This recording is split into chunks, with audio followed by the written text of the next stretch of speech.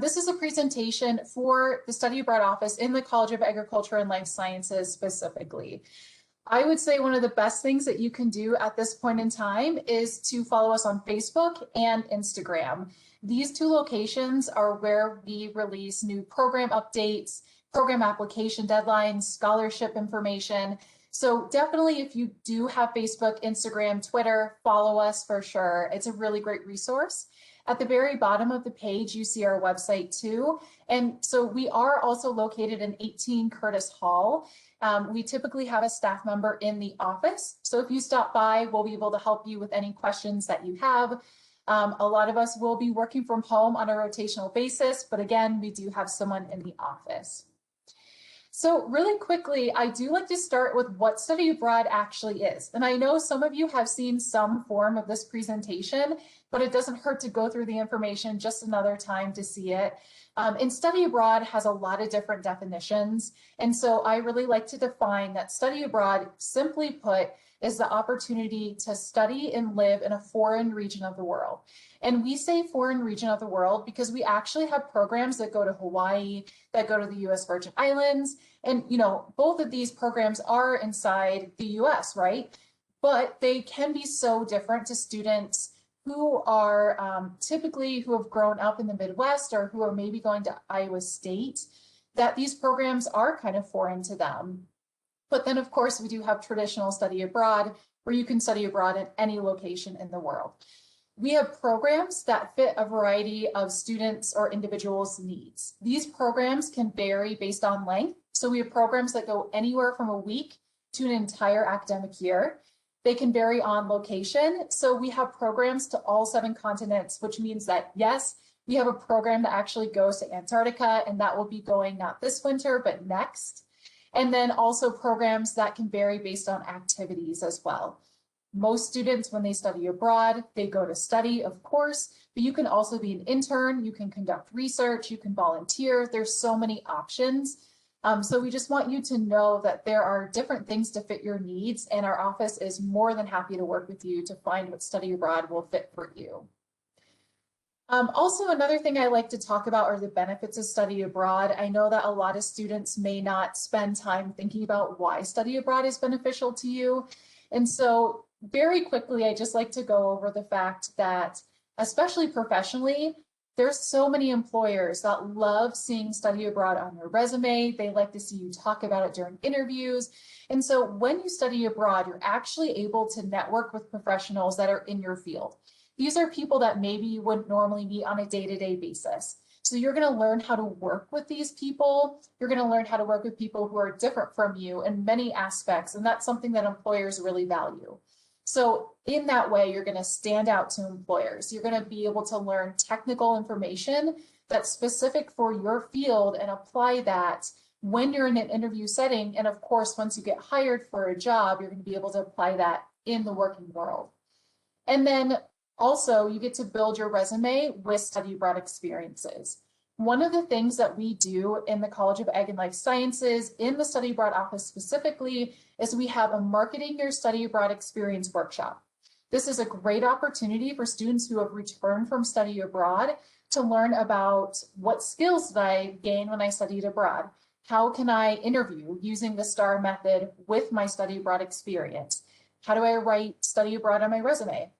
We go over all these questions that you have about how to market yourself from your international experience. It's really worthwhile, very useful. We actually just had one last week, but we typically have one at least once a semester. Educational benefits. One of the great things about study abroad is that when you go abroad, we don't just sit you down in a classroom. You're actually going out into the real world, and you're having these hands-on experiences that are outside of the classroom. You're getting these experiences where you're able to broaden your horizons and the understanding of the world. Again, it's going to help professionally, education, but also in your personal life as well. With study abroad, you can actually go to a location and do research topics that are unique to that location. One of the programs that we have that is fantastic at this is the American Farm School. If you go during the summer, you're actually able to be an intern or do research. And this is a really great university because it's actually an American founded university. but they do a wide range of agricultural-based internships and research, so it's fantastic. And then when you study abroad, you're actually able to earn credits towards your degree. You can also fulfill your International Perspectives credit, which is a requirement. And if you're really interested in study abroad, you could also get an international agriculture major or minor, which one of the professors, her name is Ebby, she actually has a lot of information about this major or minor. But if, international ag is something you're interested in, you think that will help you, and I think it's a really cool major or minor to have, definitely look into that. And then finally, there's a huge, huge personal benefit. When you study abroad, you become a very global citizen, and you're gaining a host of cross-cultural skills, all the way from communication to teamwork. Again, these are things that employers love to see on your resume. You also get to expand your comfort zone. You're gaining independence, resourcefulness, time management skills. And these are great for you personally, but again, they're going to help you academically and professionally. And then if you also have an interest in gaining proficiency in a language, study abroad is the perfect time to really work on that proficiency. So what I'll do now is transition to the types of programs we have. In our office specifically, we have two main types of programs. So the first are travel courses. With travel courses, this tends to be a short-term study abroad experience where you travel with professors or an academic advisor will take you, and you're able to actually travel with your classmates, with your friends and pals. Typically, this is about 1 to 6 weeks in length, so it's on the shorter side, whereas the exchange and semester-long programs are anywhere from a semester to an academic year in length. These are a little bit more of the traditional programs that you've heard of in the past and probably think of when you think of study abroad. And then also a few niche programs we have. The first would be an independent program. These programs, and I'll kind of go into this a little bit more, are fantastic for students who know where they want to go, but they're not seeing a program that fits them in our office. Then what they can do is actually reach out to us and we can help them develop their own study abroad program. And then a final thing that you can do both within travel courses and semester-long programs is service learning.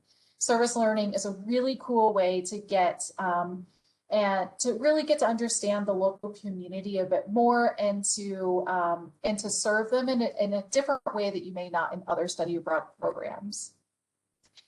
Just to tell you a little bit more about travel courses, as I mentioned before, these are those short-term faculty-led courses, typically anywhere from a week to 6 weeks in length. Before you actually travel, you take a preparation class. This takes place during the semester that you travel.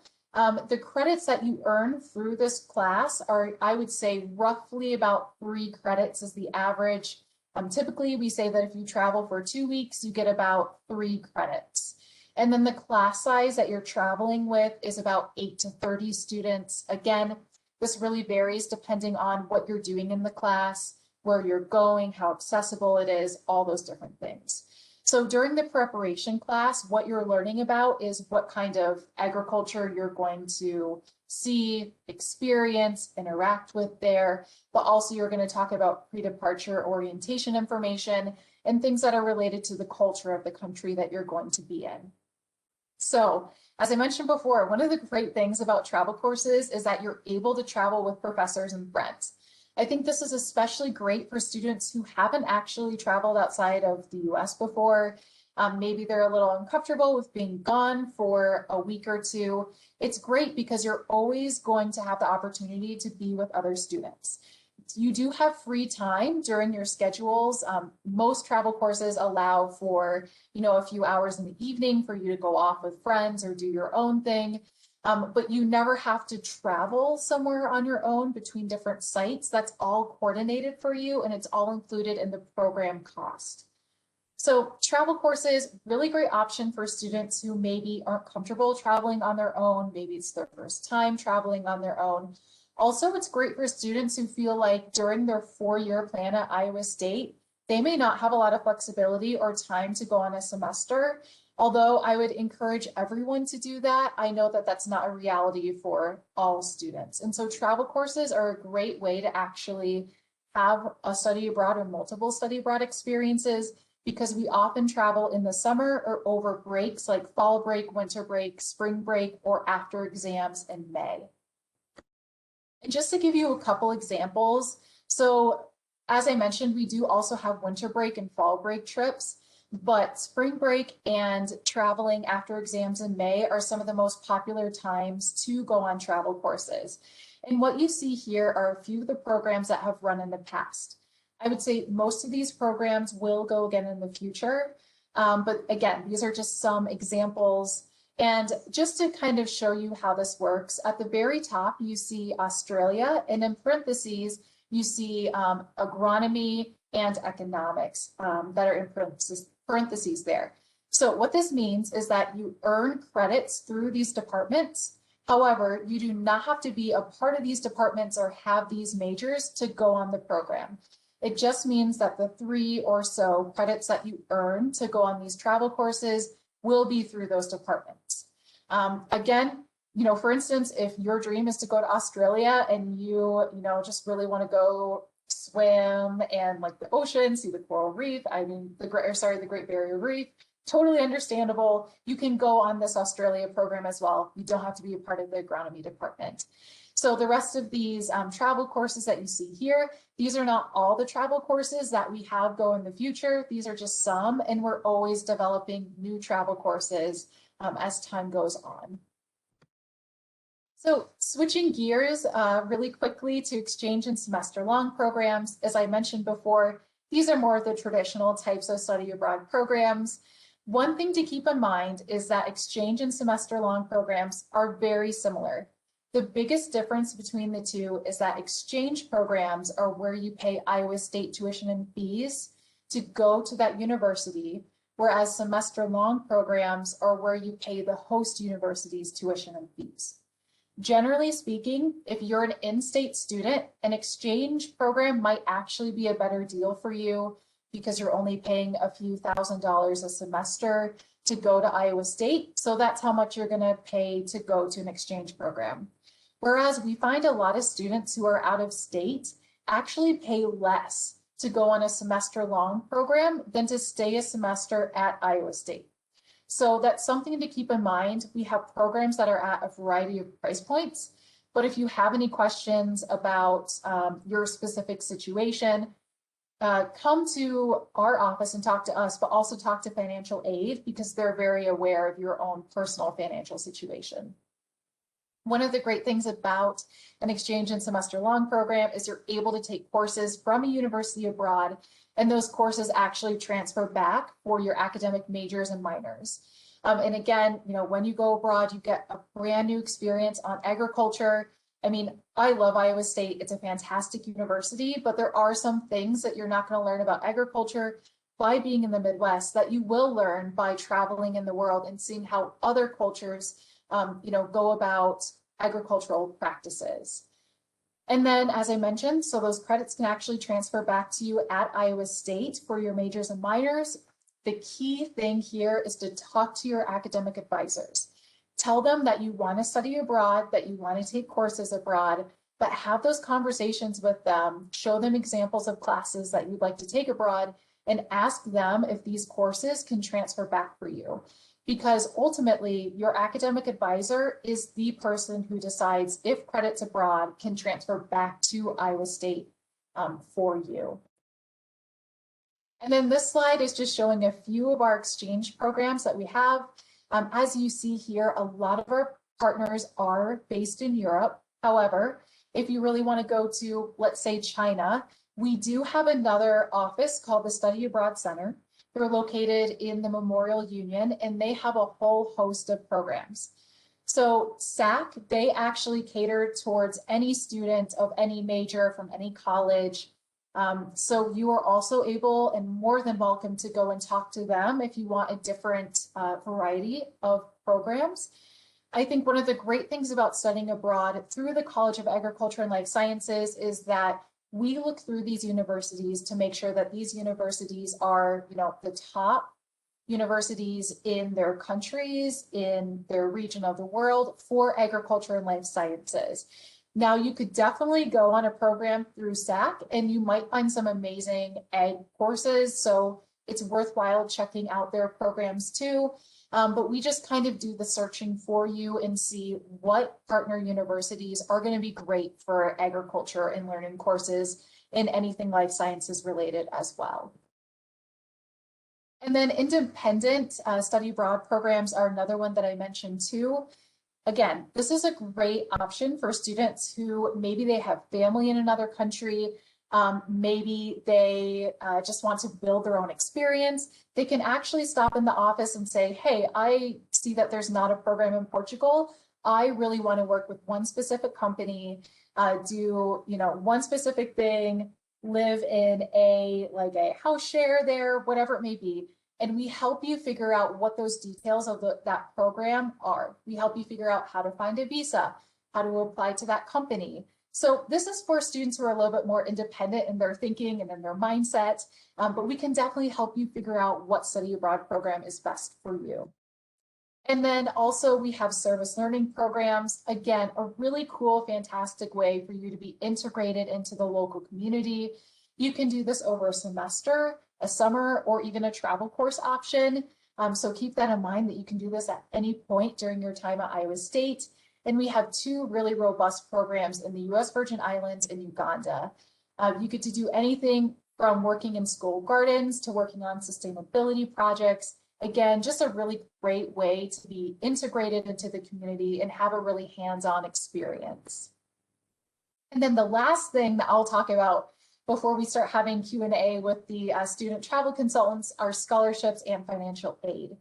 So I know a lot of students are worried about the scholarship and financial aid aspect of study abroad. There tends to be a myth that study abroad is really expensive, that there's not a lot of scholarships out there. However, it's simply not the case. We have a range of programs that are based on price range. They can vary on length of time that you're abroad. So really, we try to work with students and find whatever program will fit their needs best.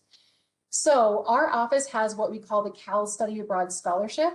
And this scholarship is open to any student who has a major in the College of Agriculture and Life Sciences. And once you open an application for a study abroad program, there is a link to the scholarship. You click on that link, you fill in a few essay questions. It is so easy. You send it off, and 99% of students who apply for this scholarship get some kind of money. It is a super easy way to get scholarship funding for your study abroad experience. The average is about $300 to $500, but students can get up to $1,000. So it's really worth your time just to answer a few essay questions and send that in. And then we also have a passport reimbursement program. So if this is your first ever passport and you've been accepted to an Iowa State study abroad program, you could be eligible for that passport. And what we do is we just reimburse you for the cost that it costs you to get that passport. And then finally, I think a lot of students aren't aware that especially if you go abroad for a semester, your scholarships and financial aid at Iowa State can actually follow you for a semester abroad. I would say this is true for about 90% of students. But again, this is a really great conversation to have with the financial aid office and to see what your own personal unique situation is like. However, just be aware that this is possible. So going abroad for a semester does not have to be expensive, and a lot of times it can be cheaper than having a semester at Iowa State. And finally, there are lots of scholarship opportunities out there. Right now, there's an affording study abroad session that we're doing once a month. I believe the next one is on, I think it's the last day in March. It's March 30, so the second to last day. And it's a webinar about all these different scholarships that help you find ways to fund your study abroad experience. So feel free to join in on those, but also we have a great database that has loads of different scholarship options as well. If you're stuck on finding scholarships, reach out to me. I will point you in the right direction and I will help you find what you need. And that is everything from the presentation section there. So thanks so much for listening to that. And what I'm going to do now is transition so that you can hear a little bit more from our student travel consultants, what it's actually like to study abroad. So they have both really great hands-on first class experience, really. They've just been fantastic in terms of telling their own study abroad stories. So I think, you know, Megan and Marta, one of the first things that I think a lot of students wonder about is how did you go about choosing the study abroad experience and finding one that was right for you?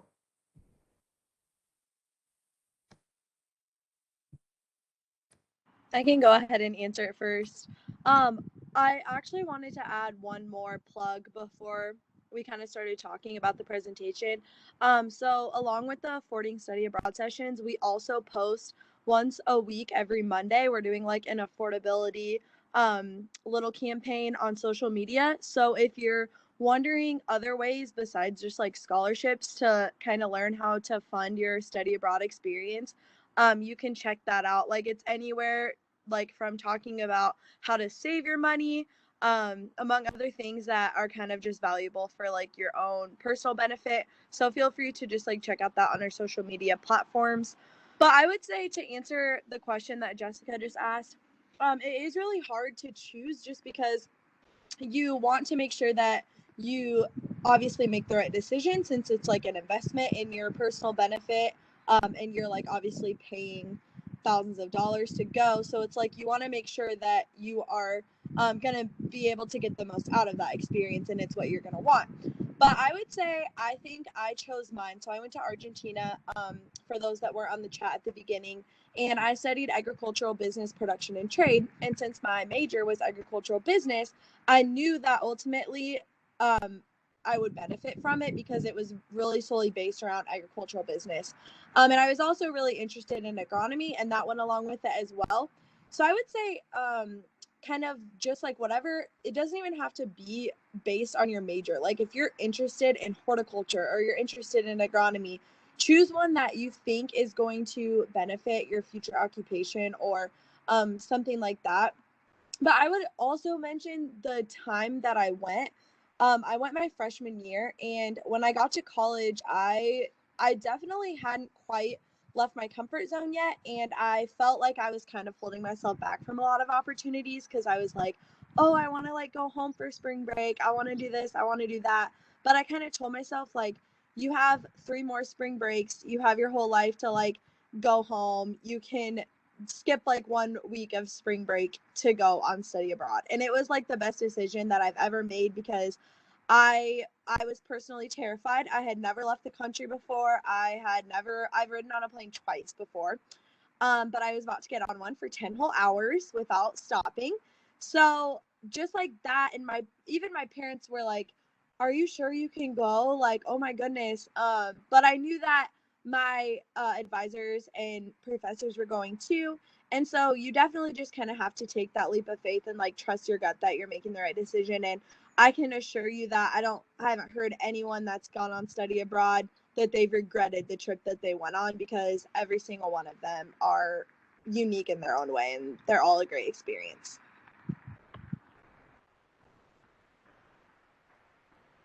I think Megan had a lot of great points, and I feel like my story is a little different because I came to Iowa State and I knew that I wanted to study abroad just because it was something that had always been interesting to me. And yes, we happened to be on the same trip. We both went to Argentina together. But I remember just learning about it in one of my classes because I had a class with one of the professors that was hosting the trip. And so then he mentioned that he was going to take a trip to Argentina. And I thought, hey, that's cool. Argentina, I don't know much about that. And so then, like Megan said, it was tied to agricultural business and our major. And I applied and was excited and got accepted. And so that was a really great opportunity.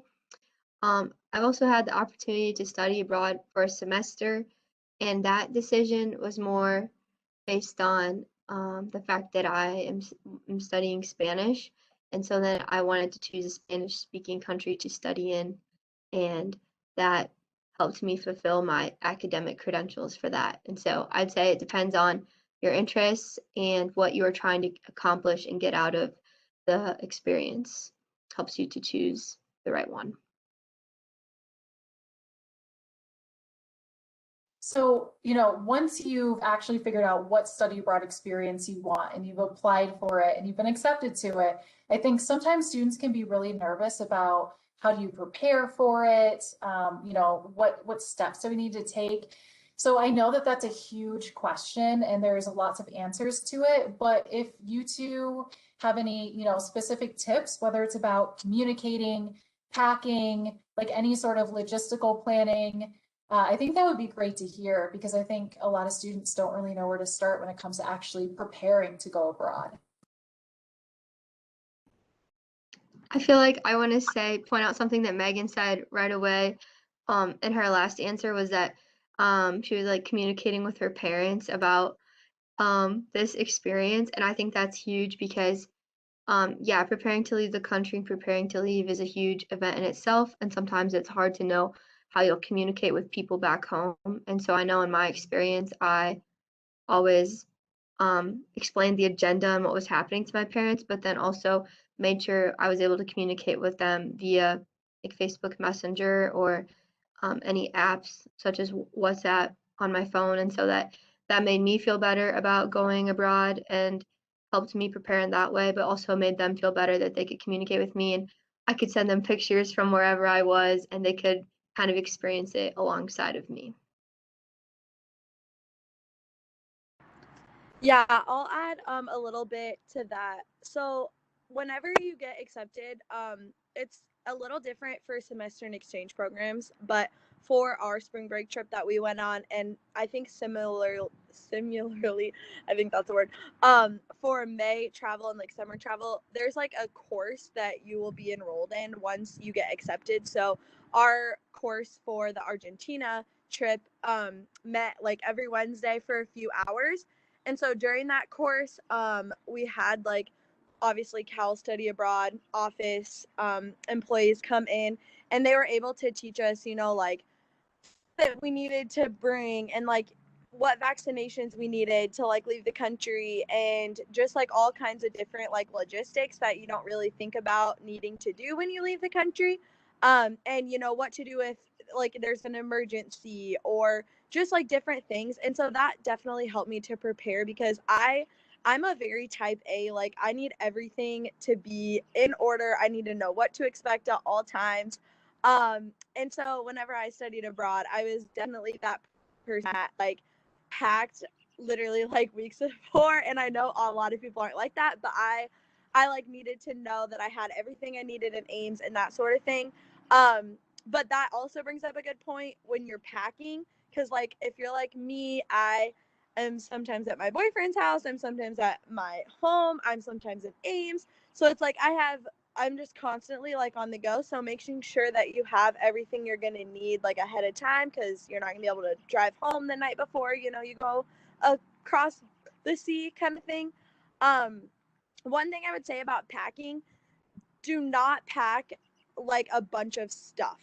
That was like what they warned us about, and that I'm so glad that I definitely still had a huge suitcase, but I did take it into consideration. So I only brought like one or two pairs of shoes, and they were very like practical like walking shoes. And then like I kind of just wore like the same jeans for like multiple days in a row. Not a big deal. Like nobody cares on study abroad. You don't need like a bunch of different outfits. Just like bring like a jacket and then like switch up the t-shirt every couple days under it kind of thing. And that was definitely like great advice, because especially on the May and spring travel trips, you're like constantly on the go, like repacking your suitcase like every couple of days to go to a new location across that country. So just like being able to just throw everything in your bag and like go real quick is like just makes it a lot less stressful, and you don't have to like worry about that. You can just worry about having fun. But yeah, I hope that like answered your question. I don't know if there's any questions that like led off of that. I feel like there's so many more things we could talk about, but that's kind of what stuck out to me the most. Yeah, and I mean, it's a really great point because there's so many things that you can talk about when it comes to actually preparing. But I think that Megan, you said something that's really worthwhile to pay attention to, because especially if you're going abroad, you don't just want to stuff your suitcase full. I mean, when you get there, you're probably going to buy things and you're going to want to bring that back. And then if you're, already packing your suitcase to the brim, when it comes time for you to return, you suddenly don't have any room left in your suitcase. So it's definitely, yeah, definitely good to leave a little bit of room. And for me too, so I did a couple of semesters abroad, and I found that packing the things that were the most to replace if I went abroad, those are the things that I definitely made sure that I could bring with. So like a coat, because a coat would be kind of expensive, like anywhere from $100 to a few $100s. I found that that was more worthwhile than like a $20 shirt, because you could just go and buy a replacement. So for me, that was always something too. But yeah, I think both Marta and Megan, those are really good points. And again, it's a huge question to answer. And so that's maybe the tip of the iceberg, but any sort of tips that you two have is obviously great. So thanks so much. Can I add one other thing? Yeah. Before we go on. So we kind of talked about the logistics, but we didn't really talk about our attitudes towards it, I guess. And I'm not gonna lie, I mentioned, I'm kind of a homebody, and whereas I think me and Marta are pretty different in that aspect. Marta loves to travel and go on adventures, and I'm kind of I have to push myself to do it. And so a week before the trip, I was like, oh my gosh, I'm actually going on study abroad. And so also just switching your mindset to okay, this is definitely out of my comfort zone, but I have to do it to become better. I have to do it to benefit myself personally. And you just have to know that no matter what, it's gonna benefit you some way, somehow. So just changing that mindset to just being very open-minded and ready for any adventure, and ready to be flexible, because I'm a planner, but things did not always go as planned on our trip. So it really helps you in different aspects. But anyways. Yeah, no, again, it's all about mindset. You're totally right, Megan. It's about switching that mindset and being ready to have an adventure and knowing that maybe not everything's going to go to plan, but in the end, it's either going to be a great story to laugh about, or at least you're going to learn something from it. So I think that's really important to keep in mind. So thanks for adding that, Megan. So another thing too, and again, I know that we do have an upcoming event, so Forwarding Study Abroad, about this, but it might be really nice to hear any sort of tips or advice or your experiences with funding your own study abroad experience. Again, this is probably the top question that I get from students about actually going abroad, is funding and being worried about making sure that they can swing doing study abroad. So any advice? Marta, I'll let you start. I'm gonna go grab my phone charger really fast. All right, sounds good. So I would say, yeah, apply for scholarships. That is the huge thing with college in general. And I know for my first trip to Argentina, I applied for the Cal Study Abroad Scholarship. I also applied for departmental scholarships. So within the agronomy department, they were offering scholarships at that time. And so it's always good to check with the program advisors and see if there's any funding available that way. I was also had scholarships to just cover my academics in general from Iowa State and financial aid, as Jessica mentioned, and I was able to use some of those funds to cover my study abroad trip. They were able to overlap in that way, and so I was really able to use a lot of scholarship money to help. But then one thing to know when you're planning for a study abroad, which Jessica kind of already mentioned, is that you might want to buy some souvenirs when you get there. And depending on the trip, some meals are paid for, some meals aren't. And so it's always good to have a budget and know what you want to take, or what you might want to spend when you are abroad, and include that too when you're planning for funding your trip, because it might be there might be an opportunity to do a little excursion, or you might want to enjoy a good meal with your friends, and that's always good to plan for. And then my second study abroad opportunity was actually funded completely by scholarships. It was It was to the Netherlands, and it was called the Vermeer International Leadership Program, which is no longer offered at Iowa State, but it was a program here for about 5 years.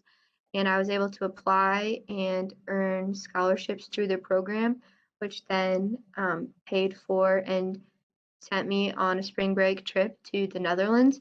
So that was a really amazing opportunity to be able to study abroad and have the program completely paid for, which is kind of rare, but I was really grateful for this opportunity to do it because I think it shows how much companies such as Vermeer value international experience and international education and helping students to learn about that.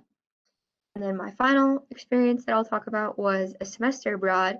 So when thinking about a semester, you might think that it's really super expensive or something. I don't know.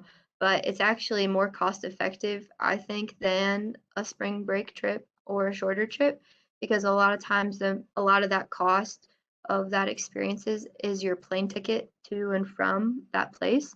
And so if you think about spending 3 months abroad versus spending a week abroad, you're able to spread that money out over a longer period of time and more experiences.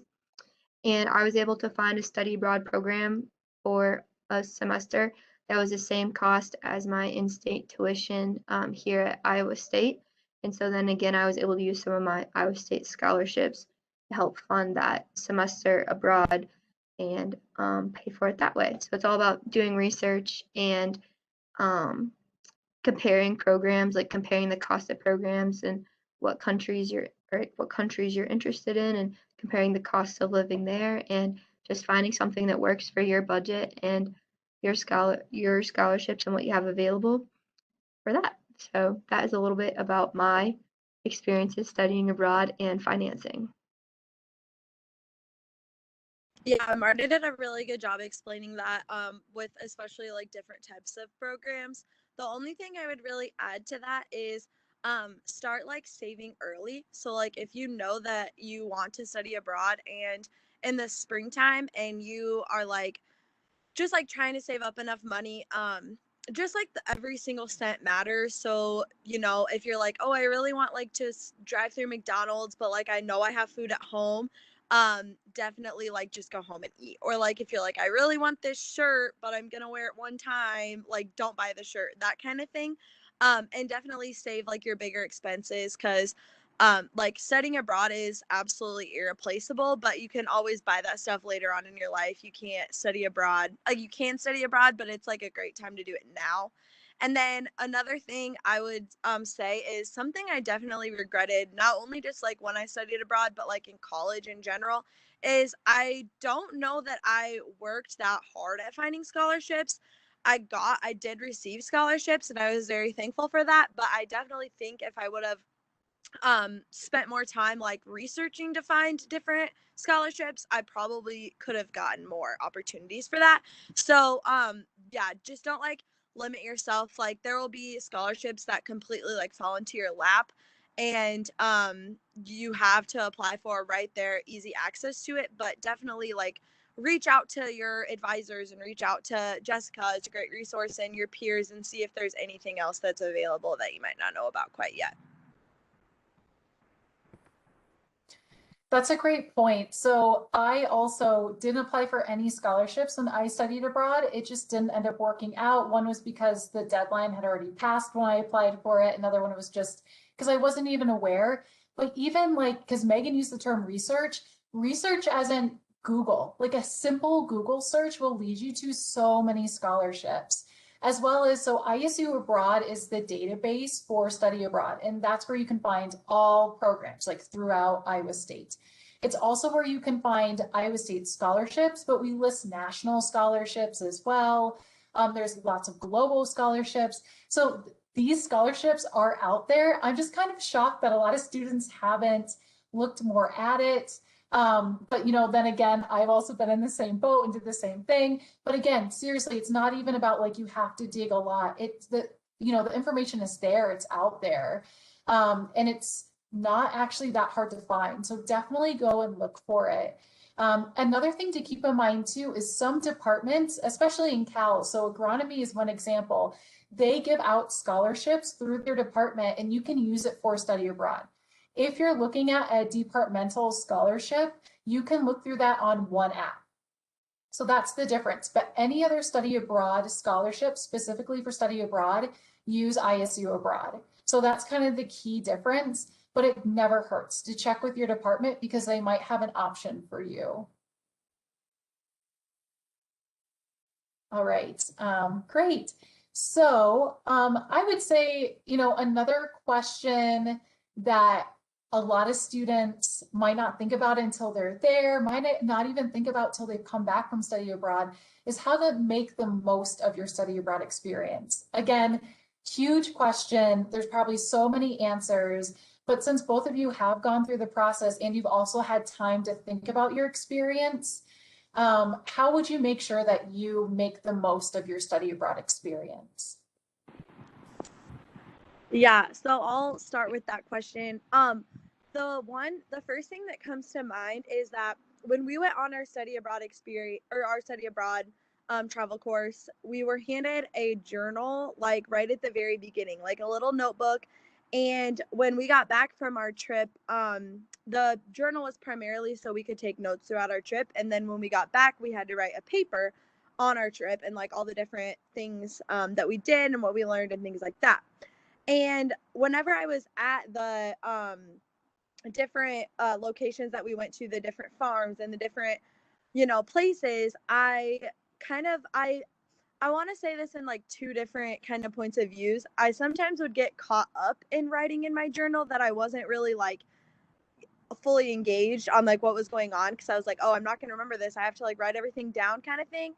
But then at the same time, I am kind of glad that I like wrote everything down because like I just the other day I was like cleaning out my closet at home and I came across my paper that I had to write for the class that I took or whatever to go on my study abroad trip. And I was like very thankful that I had like so many details in it. And like 20 years from now, I can find that and look through it when I like want to remember all the things that I did. So if you aren't handed a journal when you get abroad, definitely like write stuff down. And I also like realized that when I got back, I would take pictures of stuff all the time, like random things on the side of the road or like random signs. And when I got back, I didn't always remember why I took it or like what it was supposed to be or what, like there was a bunch of, like really unique buildings and churches and things I took pictures of. And I was like, I honestly don't remember what that's called, what the significance of it is, because it's also jam packed.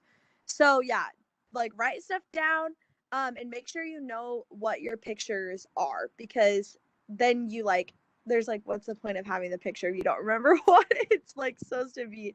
But yeah, I would say that.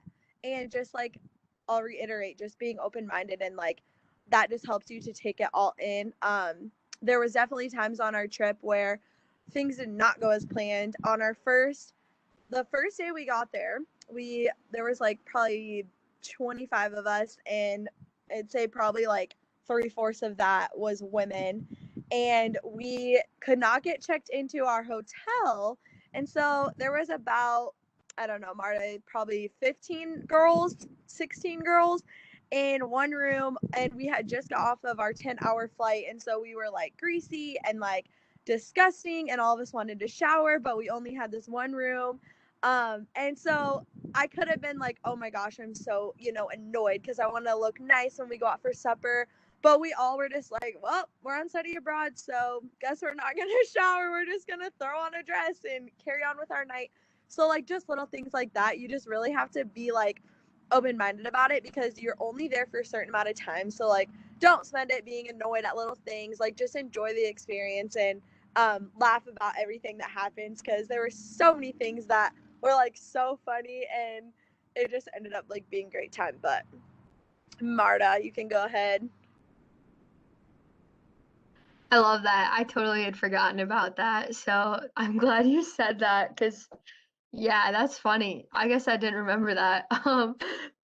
but I do now. But yeah, I would say to make the most of your study abroad experience, definitely do everything Megan said. Like if you don't journal, write a blog or take pictures or take videos. I think it's fun to do vlogs just because you're in the moment and you're talking about what you're doing and what's going on, and you'll look back at those videos and think, oh, that's crazy that I said that, or I was talking about this, or we were doing this. So sometimes videos are fun to do too, just because it's in the moment, sort of a thing. But I would definitely say don't ever be afraid to say yes. Like be open-minded, and if someone invites you to do something or asks you to do something, like I know with travel courses, it's very structured, but I remember when we went to the Iguazu Falls, we had time to explore the city and time to walk around and just get ice cream or explore the area. And so a couple of friends were like, hey, do you want to walk around and do this? And I was like, yes, of course. I mean, I had no idea where we were going or what I was going to experience, but we were able to interact with like some local merchants, and we found some cool bracelets and souvenirs that we otherwise wouldn't have been able to find. And then we found an ice cream shop that we had tried earlier in the trip, back in Buenos Aires, but then we also found it at this other city, so that was fun. And um, just then spending time with other people and getting to see what it's like outside of maybe the structured experiences, like having your own experiences and interacting with locals is one of my favorite parts or memories of studying abroad. And so I would say definitely don't be afraid to say yes to things that you aren't sure about or that um, seem a little bit outside of your comfort zone, and then just enjoy it because, like Megan said, it's only for a certain amount of time and then eventually it's over. And so definitely just enjoy it while you're there. And if something a little annoying happens, just shake it off and it'll be better. I promise it'll get better. So, yes. I don't know. There's so many things to talk about, Jessica. I could go on and on. So, but yes, definitely make the most of it. Yeah, there's so many things that you can talk about in regards to the topic. I mean, I think that one of the best things that both of you touched on is that, I mean, no matter how long you're gone for, your time is so short. So whether you're gone for a week or for a semester or for an academic year, you're going to find that time is flying. So really, it's about not getting caught up in the little things. And study abroad is a great time to try something new. You're already outside of your comfort zone. You're in a new country where you can try new food, you can do different things, you can like be a whole different person if you want. So this is the time to try it and to do something totally outside of your comfort zone. I just think it's a fantastic opportunity for that way. So the last question that I'll probably ask both of you is, when you studied abroad, so either while you were abroad or when you came back, what skill or skills did you realize that you picked up or do you feel like were really valuable to you? I would, oh, sorry, Marta, I just saw you unmuted. Here you go. I'll just like make this pretty short and sweet. I would say a pretty big thing would be communication skills. Like I said before, I've always been pretty outgoing and like talkative and stuff, but that's just like small talk, not like professional business like talking with like people who are like way above me. Like that really intimidates me and like freaks me out. But while we were there, before we left, we had to research a certain topic, and mine was wheat. And so when we got back, I was supposed to compare and contrast wheat production in Argentina and the United States. Well, while we were there, I was absolutely terrified because I was a freshman, and so I was kind of scared of the upperclassmen at that point still, and for no reason, because they were all like wonderful people that would not have cared if I asked a stupid question. But I remember being like so nervous like to ask about wheat production there, because I was like, I don't want to ask a stupid question. I don't want to like put myself out there in front of the group and do that. But I remember our professor was like, so and so like hasn't asked a question yet, and I was like, that's me. And so I ended up like asking some questions and realized that it's not so scary. And I feel like now when I go to like conferences or like meetings with like bigger people, I'm not afraid to like state my opinion with the group, or like raise my hand and ask a question that I might not think is like the smartest question, or it might be obvious to other people but not to me. And that also kind of leads off like there is no stupid question. So don't ever like worry about that. Nobody, like everybody else is probably usually wondering the same thing that you're about to ask. Everybody's just like too afraid to like say it. So you might as well just ask the question. But then one other thing I would say with the communication was my presentation skills. I felt like before going, well, so we had to give a presentation about our topic or whatever before we went, and then also when we got back. And the one before we went, I was like a wreck. I was so nervous all week to give it, and it turned out fine. But like inside, I was like so scared and nervous and shaking and red faced. And then when we got back, it was like an absolute breeze. After like putting myself out there like that, I was like, okay, I can stand up in front of people that I just spent 11 days with across the world, and give that presentation. And I think that now my presentation skills, I'm really not nervous at all, which is just like amazing how much you change and just become so much more confident with yourself.